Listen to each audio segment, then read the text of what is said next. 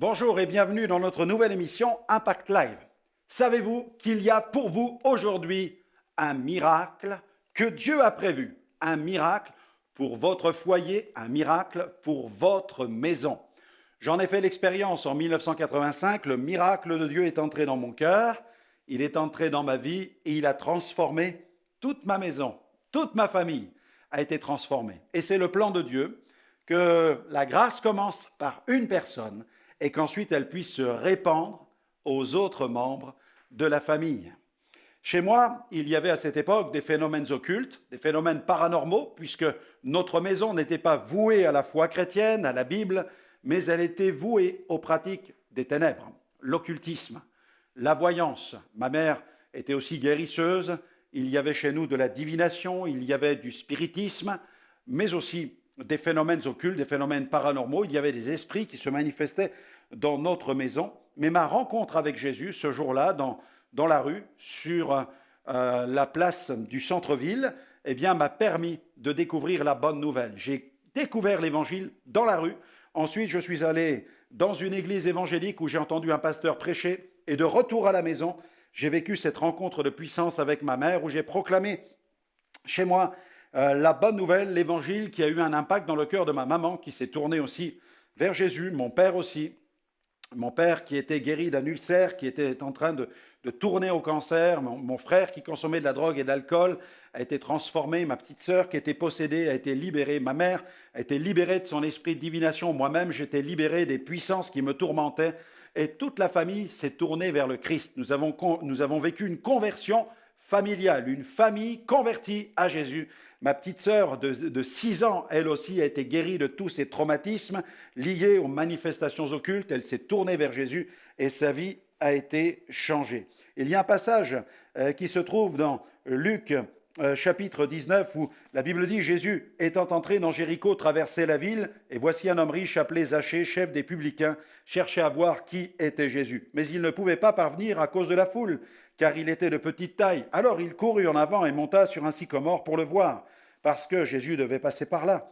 Lorsque Jésus fut arrivé à cet endroit, il leva les yeux et lui dit « Zachée, hâte-toi de descendre, car il faut que je demeure aujourd'hui dans ta maison. » Zachée se hâta de descendre et le reçut avec joie.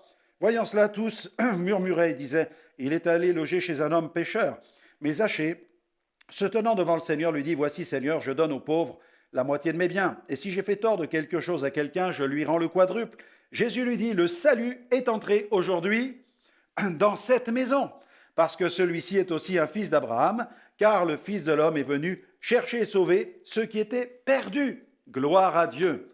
Allez, on marque une pause musicale tout de suite en écoutant Carolina Johanna qui chante « Miracle ». En effet, il y a un miracle pour ta maison aujourd'hui. On l'écoute et on se retrouve tout de suite.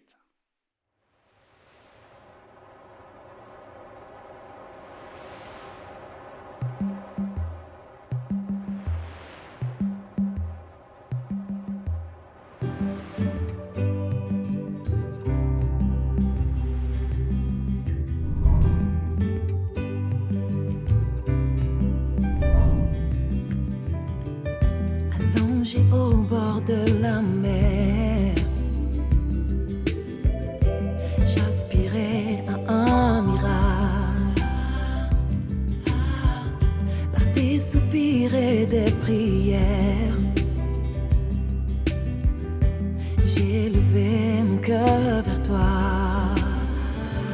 Soudain dans le ciel surgit un signe, évidence de ton amour pour moi.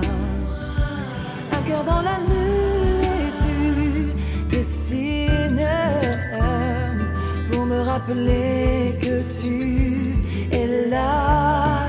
Oui, je veux voir un miracle, un miracle, un miracle.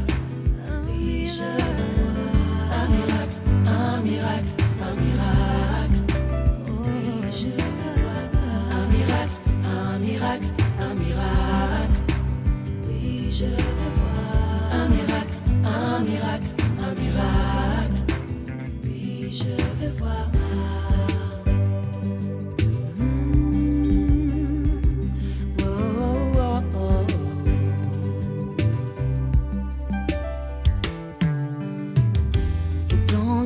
je décide. État de mon cœur et de mes pensées. À l'aide d'une pierre, j'imagine l'enfant que tu m'as envoyé. Et dans le ciel, je vis un signe. Et vis dans ton amour pour moi. Un cœur dans la nuit se profile pour me rappeler, me souffler que tu es là. Oui, je veux voir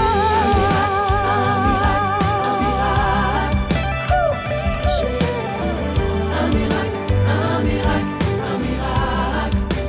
Oui, je veux voir un miracle, un miracle, un miracle.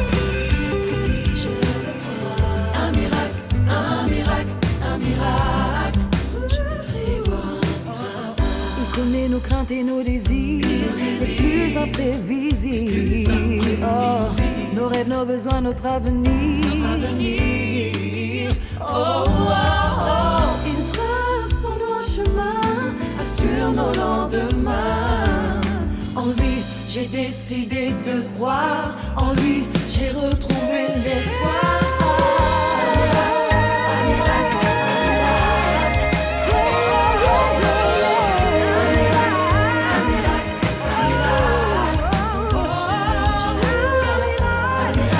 Un miracle, un miracle.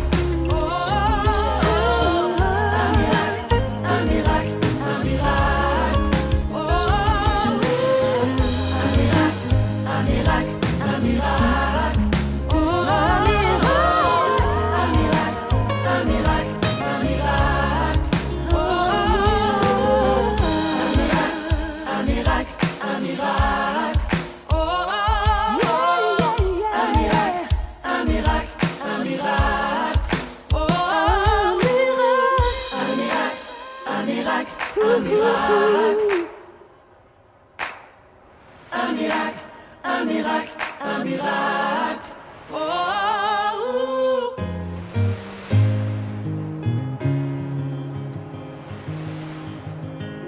Un miracle, un miracle. Un miracle, un miracle.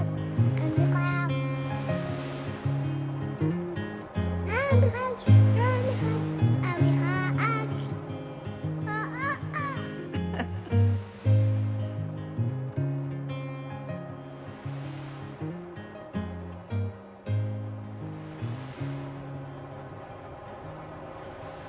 Soit ton miracle.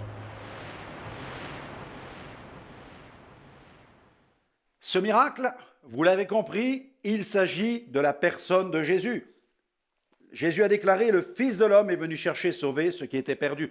Le vrai miracle, il est là. Lorsque Jésus entre dans une maison, alors le miracle commence. Jésus vient s'ajouter à cette famille et il commence à transformer l'atmosphère familiale, et non seulement l'atmosphère, mais le cœur de tous les membres de la famille. Chez Zachée, aujourd'hui, le salut est entré dans cette maison. Ce collecteur d'impôts peu scrupuleux cherchait à voir qui était Jésus. Il cherchait à voir qui il était, non pas comment il était, mais qui il était, parce qu'au fond de lui-même, il savait très bien que tout cet argent qu'il avait détourné ne parvenait pas à combler son cœur. Le matérialisme ne remplissait pas son âme. Et au fond de lui-même, il y avait une quête, il y avait une aspiration à quelque chose de plus grand, quelque chose de définitif, quelque chose d'éternel. Nous savons que les ressources financières sur la terre ne sont que vanité et poursuite du vent, alors que le salut que Jésus donne est un salut éternel. Et dans plusieurs passages des Écritures, nous voyons des foyers, des familles entières qui sont transformées par le message de l'Évangile. Dans les Actes des Apôtres, dans Acte 16, il est question d'une femme nommée Lydie, une marchande, une commerçante. À cette époque, cette femme était commerçante et près de la rivière, avec un groupe de femmes, elle priait. Et les apôtres ont appris qu'il y avait cette réunion de prière. Ils se sont rendus à cet endroit. Et là, ils ont partagé l'Évangile. Et la Bible dit qu'elle écoutait et le Seigneur lui ouvrit le cœur pour qu'elle s'attache à ce que disait l'apôtre Paul. Alors, le Seigneur ne l'a pas convertie de force, comprenez-le bien, mais le Seigneur a travaillé au travers de la parole de l'apôtre, pour lui ouvrir le cœur. Il y a eu collaboration entre le Saint-Esprit, la parole de l'apôtre, et cette femme qui a bien voulu ouvrir son cœur à la parole de Dieu. Et c'est comme ça que sa vie a changé. Sommes-nous prêts à ouvrir la porte, non seulement de notre maison, mais avant la porte de la maison, c'est ouvrir la porte de notre cœur.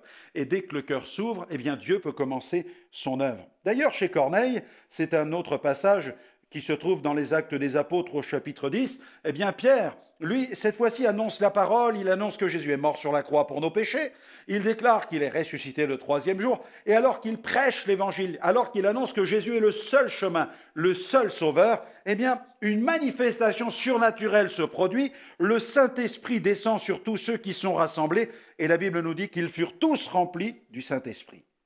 Alors que la maison de Zachée s'est ouverte et que Jésus a permis au salut d'entrer chez lui, et que Zachée a permis aussi à ce salut d'entrer chez lui, chez Lydie, eh bien, toute sa famille s'est fait baptiser, tout le monde s'est engagé. Chez Corneille, même résultat, toute la famille de Corneille, tous les membres de la maisonnée sont impactés, interpellés par le message de Pierre, et tout le monde accepte de se faire baptiser, d'être immergé dans l'eau. C'est un engagement, le baptême c'est un engagement, hein. C'est l'engagement d'une bonne conscience envers Dieu qui sauve.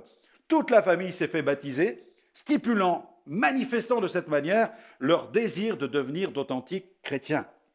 Et puis, la Bible nous parle dans Acte 16 d'un autre fait. Il s'agit d'un geôlier qui va se tourner vers Jésus. Les apôtres sont emprisonnés à cause de leur foi parce qu'ils prêchent l'évangile, on les met en prison, mais aucune dépression, aucune angoisse, aucune détresse. Ils chantent, ils prient, ils proclament la gloire de Dieu dans cette cellule où ils se trouvent. Quand tout à coup les fondements de la prison sont ébranlés, il y a un tremblement de terre d'origine surnaturelle. Toutes les portes de prison sont ébranlées, les ceps qui sont aux mains et aux pieds sont brisés, les prisonniers sont libérés, et aucun d'entre eux ne s'enfuit parce que tous sont conscients que ce phénomène n'est pas naturel, mais que Dieu est en train d'agir conformément à la proclamation, aux chants et aux prières des apôtres qui sont dans la prison. Et tous se tiennent aux pieds des apôtres. Alors, le geôlier pense que tout le monde a pris la fuite, mais tout à coup, il était sur le point de se donner la mort, de se suicider, quand il réalise eh bien, que personne ne s'est enfui. Alors il va être bouleversé, il est dans un état de sidération profonde, il reconnaît son état et il dit « Que faut-il que je fasse pour être sauvé ?» On lui dit « Crois au Seigneur Jésus et tu seras sauvé, toi et ta famille. » Et c'est ce qui s'est passé.